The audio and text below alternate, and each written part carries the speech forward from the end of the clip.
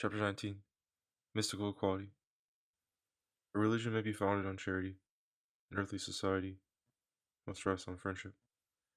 Charity does not imply liking your neighbor, but there is a transcendental element of sympathy, even of respect, acknowledging in every atom a center of existence and force, in every living cell a center of life and potentiality of spirit. The more odious, infected, deformed, and beastly a creature is, the purer will be the charity that can take its point of view and minister to its necessities. But with odious, infected, deformed, and beastly creatures, no man can wish to live or to act. They must be eliminated, and if charity forbids you to destroy them directly, good government requires you to render them impossible in your society. They are political vermin, and social duty does not counsel you to favor their reproduction or to smile on their vices. The motive that prompts charity to love all human beings is not that they are all beautiful, perfect, or good in the sense of beneficent. From the human point of view, which is that of, say, in politics, many of them are notoriously loathsome or wicked, and government, in their case, should hasten that extinction, which nature decrees in the end for everything to its necessities. Such is the morality of man as a fighting animal and a social architect. Yet speculative reason in him cannot help perceiving that each living being or society is animated by the same vital morality, in each case with its special purposes and hatreds. Wherever spirit is incarnate, it becomes the lover of some perfection and the accomplice of some partiality. You cannot blame its other incarnations for limitations to which it is itself condemned. Yet by this very justice and charity it transcends them. Love cannot love without loving a special good. It follows, however, from this equal vital franchise of all creatures, that in being loved impartially, they must all be impartially pitied. For how precarious is the special life stirring in each of them, how buffeted at every turn, how diseased, and how tormented. And it also follows that no creature, in loving the rest, need take them for its model. In the first place, they are variously endowed, capable of living only in incompatible ways, and continually at war with one another. Moreover, it would be madness in us to abandon our own aspirations, which we are capable of satisfying, in order to adopt the aspirations of alien creatures, which exclude our possible virtues. Nothing here suggests that an equal love and pity are due by each creature to every other.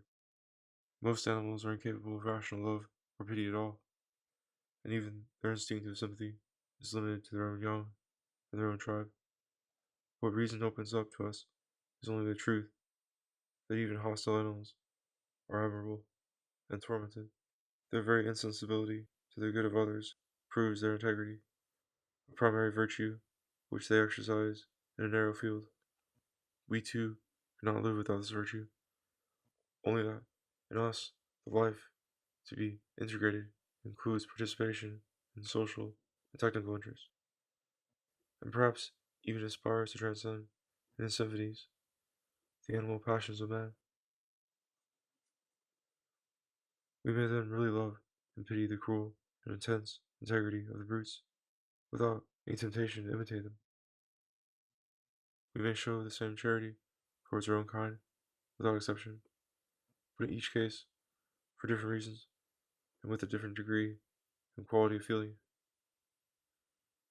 Our sympathy may not, in any case, be ready-made and applied indiscriminately, but plastic to the special virtue and fate of the person or society considered. This adaptation of sympathy would simply flow from knowledge of the facts. It would show how far our imagination could reproduce the dramas actually enacted in the world. The real equality between men is thus entirely spiritual. It is an equality in misery, but it is also an equality in spiritual autonomy and pride, since if the spirit suffers allurements and denials that enslave it or exasperate it. This is possible only because the spirit has a life of its own, which those allurements or denials interrupt. Essentially and inwardly, each man is autonomous, the only seat and absolute final judge of all judgments. And this transcendental centrality of spirit is the same in every man, and its authority, in each case, equal and inalienable. And this every man acknowledges when he speaks to any other creature and posits the other mind. On the sympathetic moral side, this insight bears the name of charity and appears in Christianity, as also in Buddhism and the sporadic wisdom of many a sage and poet. We need not wonder that it comes forward in politics, when national or commercial or intellectual ambitions have lapsed, and attention falls instead on the amorphous masses of mankind, on the proletariat. They multiply like wild animals, but find the wilderness occupied, every field fenced, and themselves without attachments in any organic society, with no art, no religion, no friends, and no prospects. Work for them is a sheer evil, picked up by chance and paid for by wages, to be spent in forgetting their work and enjoying, for as many hours a day as possible, comforts and amusements that shall have nothing to do with it. Their chief effort or ideal aim will then be to diminish the work and to increase the wages. Yet the absence of work is a still greater evil than work itself.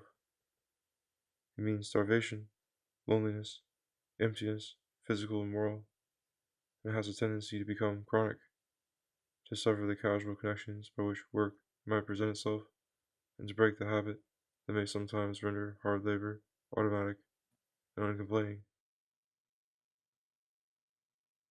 Proletarians thus tend to become equal in the only thing in which equality is possible, in their misery.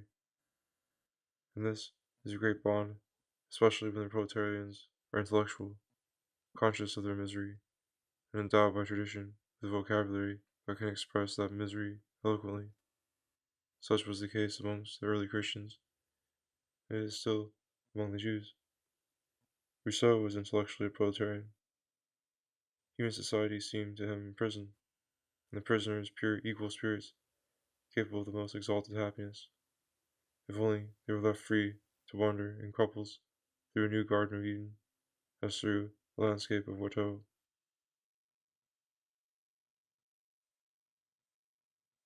Such is the origin of the notion that all men are equal by nature. It is perfectly true that a spirit is awake in them, that every moment is a center of intelligence, will, and affection, no less central and absolute in one person than in another, at one moment than at another in the life of each. Yet the intensity and scope of this inward life change from day to night and from one season to another. Various and often contrary impulses meet in the same breast, or contradict one another in the same career. The equality of all moments and all souls is therefore abstract only, and transcendental, not all are truly conscious. The quality, scope, and significance of this consciousness will differ indefinitely and boundlessly, passing from joy to agony, from hatred to love, from stupor to intelligence, and this in respect to worlds of the imagination, often practically irrelevant and ideally incommensurable. Such diversity does not, in the least, nullify the equal appeal of spirit everywhere to brotherly recognition and charity from the spirit, but this appeal is only to that mystical insight and disinterestedness of which pure spirit is capable when liberated from all special private or earthly attachments. There is no equality thereby established between persons, no unanimity or harmony amongst animal wills. There can be harmony only in so far as all are willing to renounce their wills in order to secure harmony, and there can be equality only in so far as each renunciation reduces each person to the pure spirit within him, similar in all, and capable of understanding without adopting all the passions by which incarnate spirit may be distracted. Thus, a true equality or moral identity between souls is a purely spiritual equality or identity, involving the most ungrudging recognition of inequality and even mutual hostility between the same souls, insofar as they are personal. Incarnation involves the dispersion of spirit amongst many persons and societies, each with a different earthly vocation and individual virtue, intently directed upon a particular natural good.